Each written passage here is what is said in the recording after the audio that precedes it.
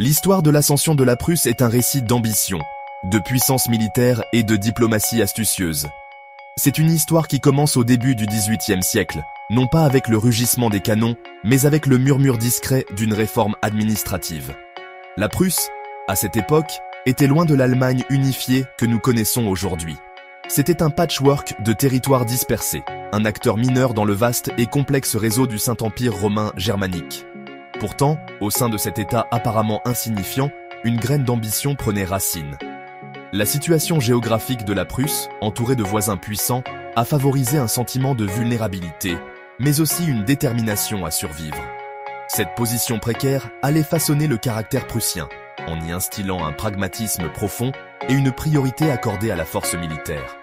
La scène était prête pour l'avènement d'une puissance qui, contre toute attente, allait dominer le cœur même de l'Europe. L'histoire de la Prusse ne se résume pas à des batailles et des traités. Il s'agit de la transformation d'un État et de la naissance d'une nation. C'est une histoire remplie de personnages remarquables, des rois à poigne de fer aux hommes d'État rusés, chacun jouant son rôle dans le façonnement du destin de la Prusse et, en fin de compte, de l'Allemagne. En approfondissant ce récit captivant, nous découvrirons les faits moins connus, les murmures d'intrigue et l'héritage durable de l'extraordinaire ascension au pouvoir de la Prusse. L'histoire de l'ascension de la Prusse est un récit d'ambition, de puissance militaire et de diplomatie astucieuse.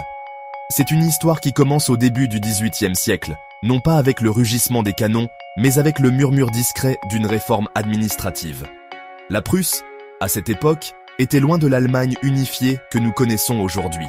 C'était un patchwork de territoires dispersés, un acteur mineur dans le vaste et complexe réseau du Saint-Empire romain germanique. Pourtant, au sein de cet État apparemment insignifiant, une graine d'ambition prenait racine.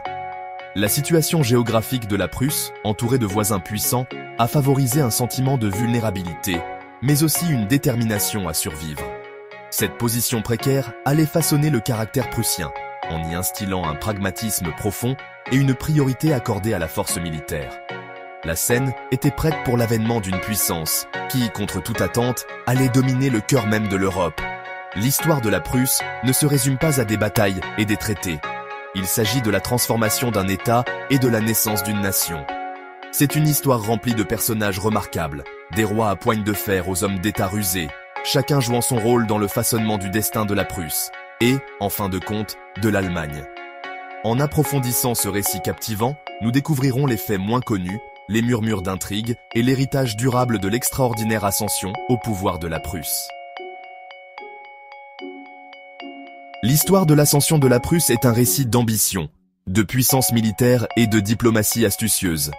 C'est une histoire qui commence au début du XVIIIe siècle, non pas avec le rugissement des canons, mais avec le murmure discret d'une réforme administrative.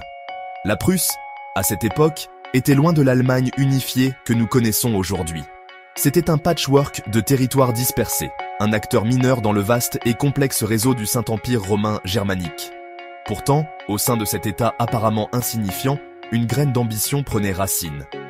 La situation géographique de la Prusse, entourée de voisins puissants, a favorisé un sentiment de vulnérabilité, mais aussi une détermination à survivre.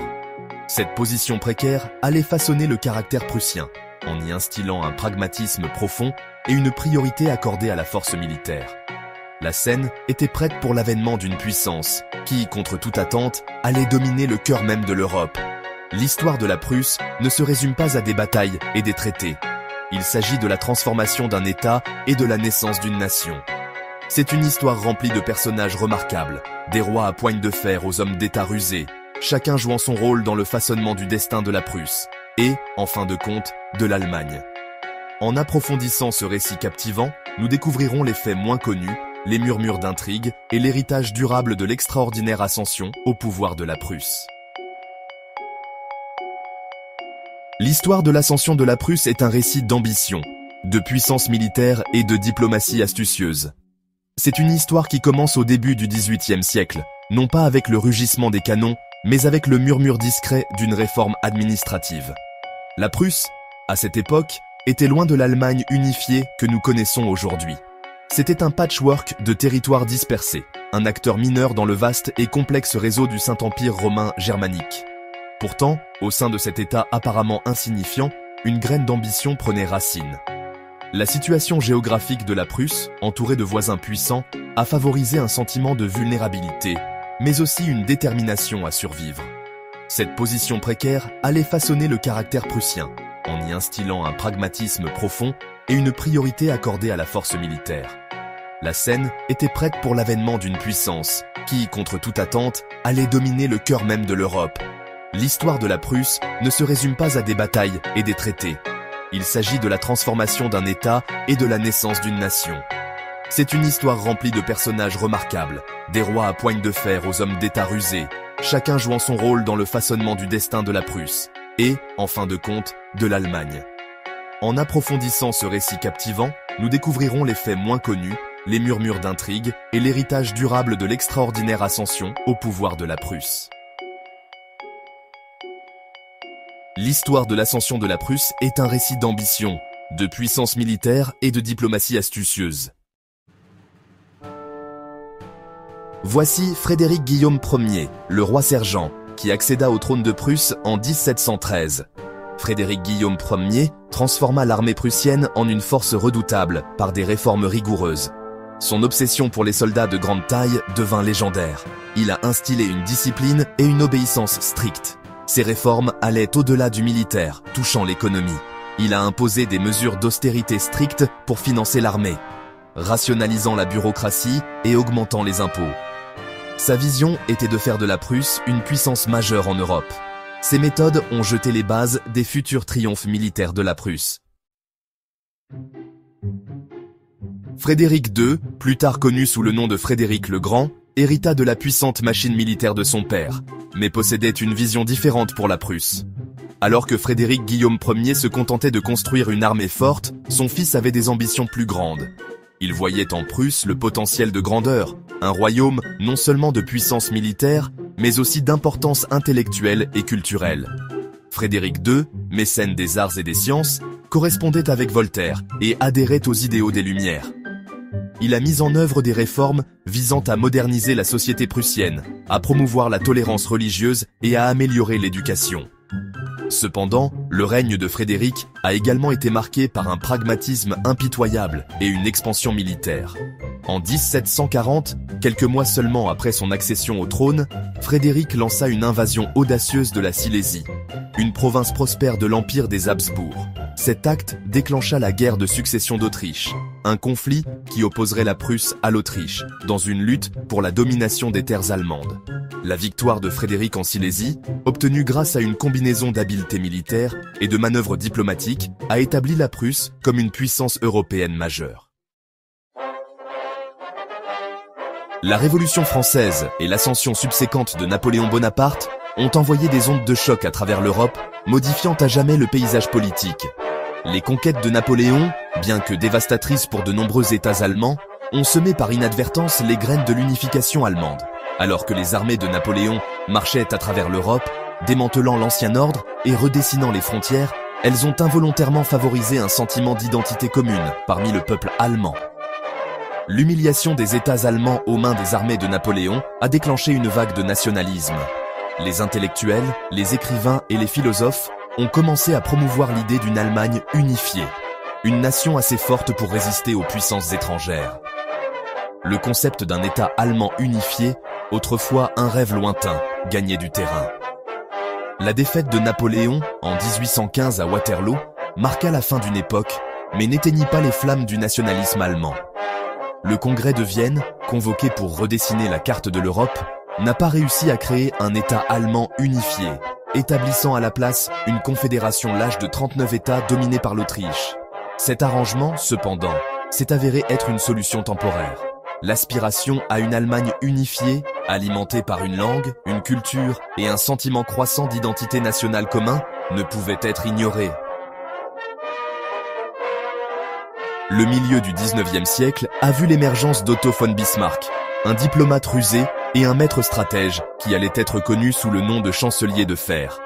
Nommé ministre-président de la Prusse en 1862, Bismarck était un fervent partisan de la realpolitik, une philosophie politique enracinée dans le pragmatisme et la poursuite du pouvoir.